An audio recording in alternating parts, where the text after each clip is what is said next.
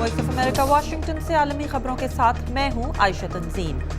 Ukraine में कई रोज से जारी हुकूमत मुखालिफ मुजाहिरों में आज मुजाहिरीन ने अहम सरकारी इमारात को घेरे रखा। ये मुजाहिरे तब शुरू हुए जब सदर विक्टर यानुकोविच ने रूस के दबाव में आकर यूरोपीय यूनियन के साथ एक अहम तजारती मुआहदे पर दस्तखत करने से इनकार कर दिया।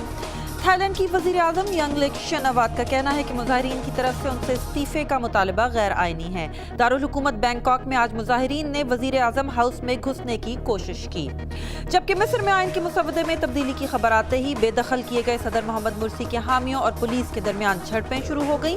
इख्वानुल मुस्लिमून ने आइन में तब्दीलियों को रद्द कर दिया है और चीन ने पहली दफा चांद की सरजमीन पर उतारने के लिए एक खुदकार रोवर रवाना कर दिया है। अमेरिका और रूस कई दहाइयां कबल चांद पर ऐसे रोवर भेज चुके हैं। ये खबरें आप देख रहे थे वॉइस ऑफ अमेरिका वाशिंगटन से। मजीद खबरों के लिए देखिए urduvoa.com।